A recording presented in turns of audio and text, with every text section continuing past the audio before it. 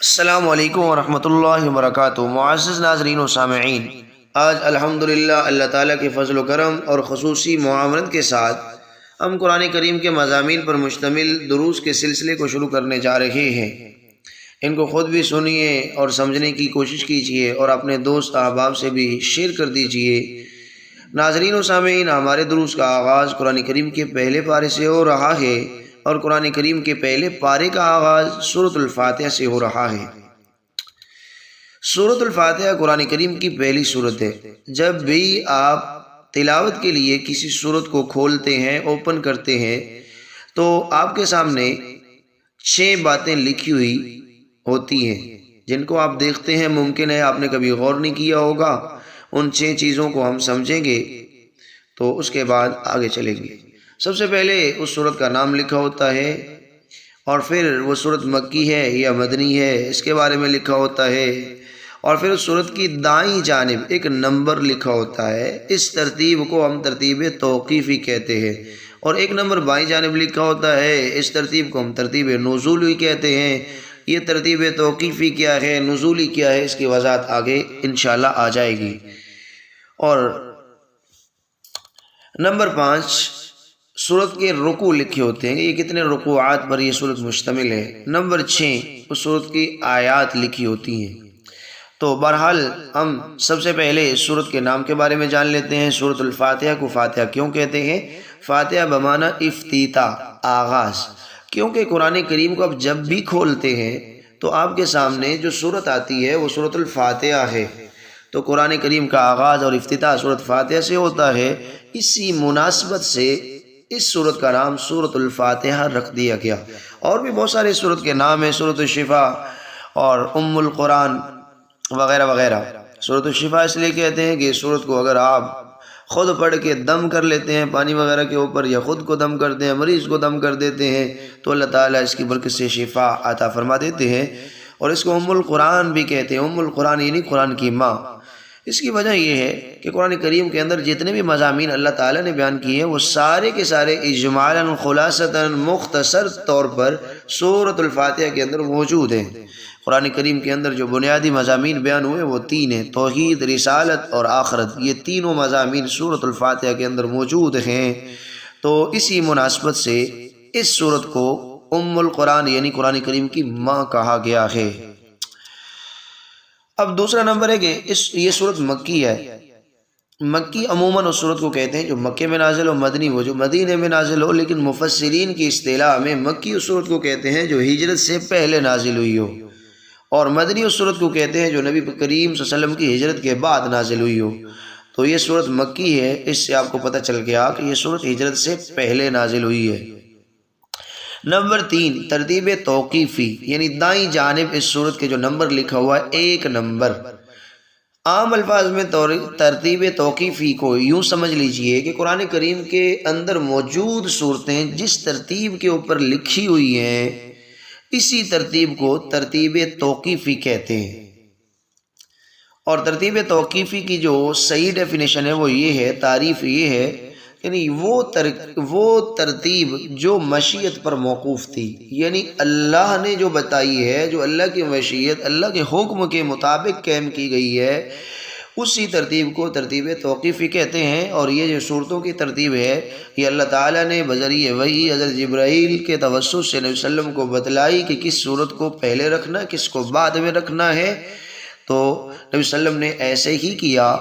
تو یہ ہے ترتیب توقیفی۔ اور جو بائیں جانب نمبر لکھا ہوتا ہے سورۃ فاتحہ کی بائیں جانب اگر آپ دیکھیں گے تو 5 نمبر لکھا ہوا ہے، 5 نمبر۔ تو اس کا مطلب یہ ہے کہ نزول کے اعتبار سے اس سورت کا نمبر 5واں ہے۔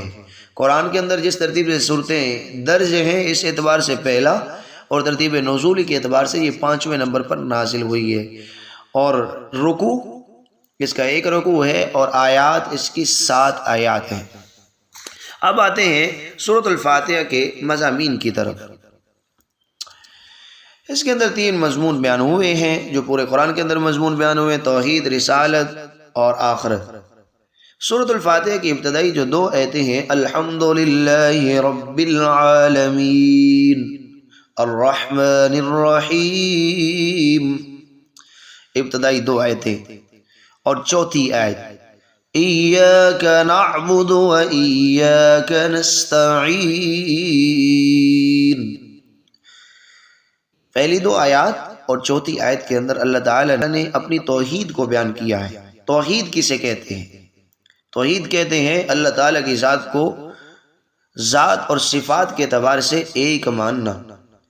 اور تیسری آیت مالک یوم الدین، اس کے اندر اللہ تعالیٰ نے عقیدہ آخرت یعنی قیامت کو بیان کیا ہے کہ اللہ وہ ذات ہے جو قیامت کے دن کا مالک ہے۔ اور اس کے بعد پانچویں اور چھٹی آیت کے اندر اللہ تعالیٰ نے رسالت کو بیان کیا ہے، اہدنا الصراط المستقیم صراط الذین انعمت علیہم، کہ اے اللہ دکھلا دیجیے ہمیں وہ راستہ جو سیدھا راستہ ہے، ان لوگوں کا راستہ جن کے اوپر آپ نے انعام کیا ہے۔ سیدھے راستے کے اوپر چلنے والی جو جماعت ہے وہ انبیاء کی جماعت ہے۔ اور آگے جو صراط الذین انعمت یعنی ان لوگوں کا راستہ جن کے اوپر انعام ہوا ہے۔ دنیا کے اندر سب سے زیادہ انعام یافتہ جو جماعت ہے وہ انبیاء کی جماعت ہے۔ تو ان آیات کے اندر اللہ تعالیٰ نے رسالت کو بیان کیا ہے، اور اس صورت کے اختتام میں اللہ تعالیٰ نے اپنے سے مانگنے کا جو سلیقہ ہے، دعا کا سلیقہ ہے، اس کو بھی بیان فرمایا ہے۔ تو بہرحال غیر المغضوب علیہم ولا الضالین، یعنی ان لوگوں کے راستے پہ ہمیں نہ چلانا جن کے اوپر آپ کا غضب ہوا ہے اور جو گمراہ ہوئے ہیں۔ تو الحمدللہ ہماری سورۃ فاتحہ جو ہے وہ مکمل ہوئی۔ اب جو اگلی سورت ہے وہ ہے سورۃ البقرہ۔ سورہ بقرہ توقیفی اعتبار سے دوسرے نمبر پر ہے، یعنی یہ سورت قرآن کریم کی جو ترتیب آپ کو لکھی ہوئی نظر آ رہی ہے اس کے حساب سے اس کا دوسرا نمبر ہے، اور نزولی ترتیب کے اعتبار سے یہ 87 نمبر پر ہے، 87 نمبر پر۔ اس کی بائیں جانب آپ کو 87 لکھا ہوا نظر آئے گا، اور یہ سورت مدنی ہے۔ اس کی کل آیات 286 ہیں، 286، اور کل رکوع جو ہیں وہ 40 ہیں، 40 رکوع ہیں اس کے۔ قرآن کی سب سے لمبی سورت ہے یہ، اور اس کا نام بقرہ رکھا گیا ہے۔ اس کی وجہ یہ ہے کہ آیت نمبر 67 سے 73 تک ایک بقرہ کا واقعہ بیان ہوا ہے۔ بقرہ عربی میں گائے کو کہتے ہیں، گائے کا واقعہ بیان ہوا ہے، اسی کو بنیاد بنا کے اس پوری سورت کا نام سورہ بقرہ رکھ دیا، جس کو مفسرین کی اصطلاح میں تسمیۃ الکل باسم الجز کہتے ہیں، یعنی ایک جز کو بنیاد بنا کے پوری سورت کا نام سورہ بقرہ رکھ دیا گیا۔ اور یہ گائے کا بیسک واقعہ کچھ یوں تھا کہ بنی اسرائیل کے اندر ایک لڑکا تھا اور ایک اس کا چچا تھا۔ وہ جو لڑکا تھا بتیجا وہ کچھ لالچی قسم کا تھا، چچا مالدار تھا، اس کی ایک بیٹی تھی۔ تو بتیجے کے دل میں یہ خیال آیا کہ چچے کو قتل کر دیتا ہوں اور اس کی لڑکی سے شادی کر لوں گا، اس طریقے سے اس کی پوری دولت کا میں مالک بن جاؤں گا۔ اور اس نے ایسے ہی کیا، اپنے چچے کو قتل کر کے قریب بستی جو ہے اس میں ڈال دیا۔ ظاہر ہے کہ جہاں مقتول کی لاش پائی گئی قتل کا الزام بھی انہی پہ آیا۔ وہ سارے حضرت سیدنا موسیٰ علیہ السلام کے پاس آئے، اور اللہ تعالیٰ نے حضرت موسیٰ علیہ السلام کو فرمایا کہ انہیں کہیں کہ ایک گائے ذبح کرے اور پھر اس کے گوشت کا ایک ٹکڑا لیں، مقتول کو وہ لگائیں، مقتول خود ہی قاتل کی نشاندہی کر دے گا۔ آگے اللہ نے بیان کیا ہے کہ انہوں نے بہت چون چرا کی، اس کی وجہ بھی یہ تھی کیونکہ یہ گائے کو ذبح کرنا ہی نہیں چاہتے تھے، بالآخر انہوں نے کر دیا۔ تو اسی واقعے کی بنیاد پر اس سورت کا نام سورہ بقرہ رکھا گیا، اور گائے کے ذبح کے اندر کچھ حکمتیں تھیں جن کو اللہ نے بیان کیا کہ پہلی حکمت تو یہ تھی کہ قاتل کی اس طریقے سے نشاندہی ہو جائے، اور وہ ہو گئی۔ اور دوسری یہ تھی کہ یہود کے اندر ایک گروہ تھا جو مرنے کے بعد دوبارہ زندہ ہونے کا انکار کرتا تھا۔ تو اللہ نے یہ جو مقتول تھا چچا، اس کو زندہ کر کے ان کو یہ واضح میسج دے دیا کہ اللہ اگر اس کو مرنے کے بعد زندہ کر سکتا ہے تو تمہیں بھی مرنے کے بعد زندہ کر سکتا ہے، اللہ قادر ہے۔ نمبر 3، گائے کی ان کے دلوں میں محبت تھی، خدا کا درجہ دیتے تھے۔ اللہ نے گائے کو ذبح کروا کے ان کے اوپر یہ بات کھول دی کہ وہ گائیں جو اپنے آپ کو نہیں بچا سکتی، جو اپنا دفاع نہ کر سکے، وہ خدا نہیں ہو سکتا۔ اور اس کے بعد اللہ تعالیٰ نے اس صورت کا آغاز کیا ہے الف لام میم، اس طرح کے بہت سارے الفاظ، حامیم عین سین قاف، اس طرح کے بہت سارے الفاظ ہیں جو آپ وقتاً فوقتاً پڑھتے رہتے ہیں، صورتوں کے شروع میں آتے ہیں۔ تو ان حروف کو حروف مقطعات کہتے ہیں۔ مقطعات بمعنی وہ حروف جو کاٹ کاٹ کے یعنی الگ الگ کر کے پڑھے جائیں، اور ان کے بارے میں ہمارا عقیدہ یہ ہے کہ واللہ اعلم بمرادی، کہ ان کی مراد اللہ ہی جانتے ہیں۔ آگے اللہ نے بتایا، بیان فرمایا ذالک الکتاب لا ریب فیہ، یہ وہ کتاب ہے جس میں کوئی شک نہیں۔ آپ کے دل میں یہ بات آئے گی کہ قرآن کریم کے اندر تو لوگ شک کرتے تھے، کفار کہتے تھے نعوذ باللہ یہ قرآن اللہ تعالیٰ کی کتاب ہے ہی نہیں، آسمانی کتاب ہے ہی نہیں، نبی کریم صلی اللہ علیہ وسلم کی اپنی گڑی ہوئی ہے، اور قرآن کہہ رہے لا ریب فیہ۔ مفسرین نے بہت سارے جواب جہاں لکھے ہیں، جس میں ایک آسان جواب آپ کی خدمت میں عرض کر دیتا ہوں کہ اللہ نے قرآن کریم میں شک کی نفی کی ہے، شک کرنے والوں کی نفی نہیں کی۔ یہ بیان فرمایا کہ اس کتاب میں شک کوئی نہیں۔ اب یہ نہیں کہا کہ شک کرنے والا کوئی نہیں، کتاب میں شک نہیں ہے، کوئی کرتا ہے کرے، اس سے اس کتاب کے اوپر کوئی اثر نہیں پڑتا، وہ اپنا ہی نقصان کرتا ہے۔ آگے بیان فرمایا ھدی للمتقین، یہ ہدایت ہے متقین کے لیے، جو اللہ سے ڈرتے ہیں انہی کے لیے ہدایت ہے، جو نہیں ڈرتا اس کے لیے ہدایت نہیں ہے۔ آگے اللہ تعالیٰ نے بیان فرمایا متقین کہتے کسے ہیں، متقی کون ہے، ان کی صفات بیان فرما دی۔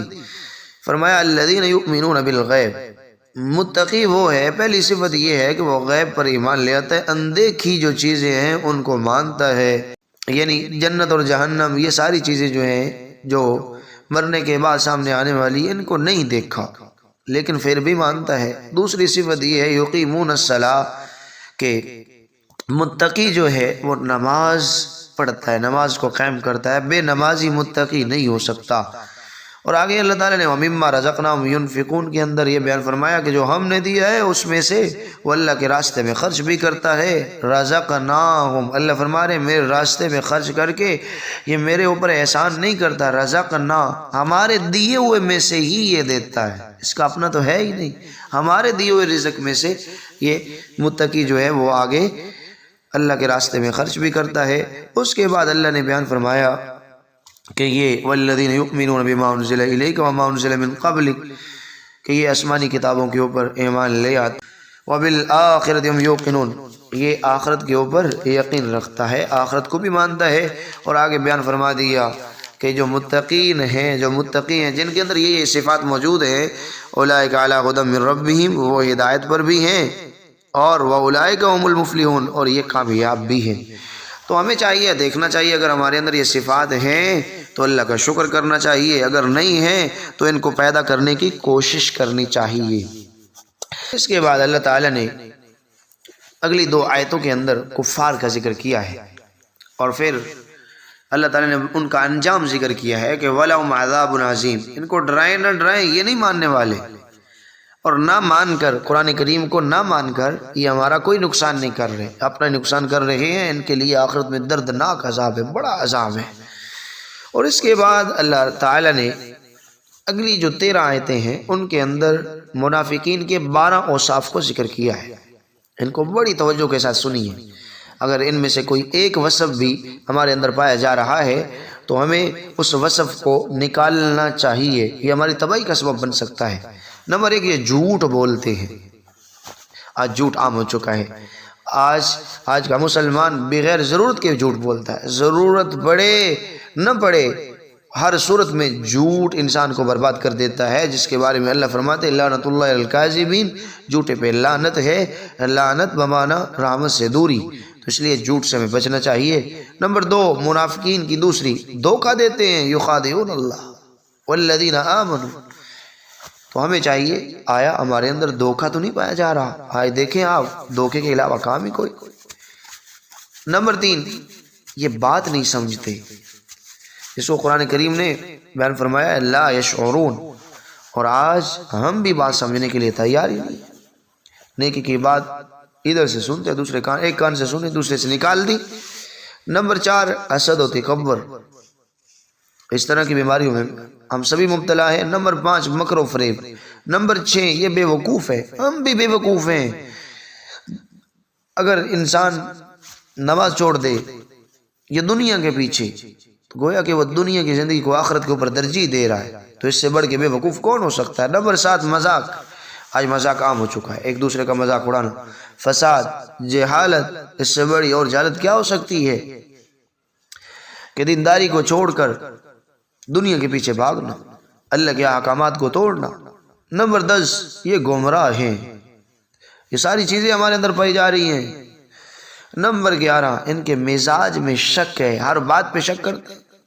آج کل ہم سبھی کے ساتھ یہی ہو رہا ہے.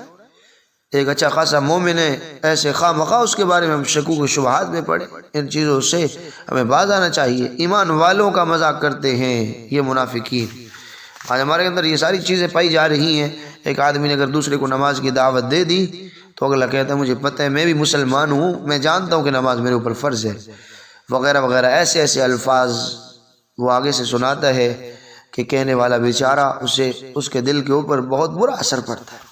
بہرحال یہ تھی 12 بری صفات جو کفار منافقین کے اندر پائی جاتی تھی. ان کا جائزہ لینا چاہیے. اگر ہمارے اندر پائی جاتی تو ہمیں ان سے توبہ کرنی چاہیے. ان کے بعد والی جو آیات ہیں ان کے حضرت آدم علیہ السلام اور حضرت حوا علیہ السلام کا ذکر فرمایا اللہ تعالیٰ نے، اور ان کی خلافت کو بیان کیا، اور بیان فرمایا کہ ایسا علم دیا تھا میں نے آدم کو جو فرشتوں کے پاس بھی نہیں تھا.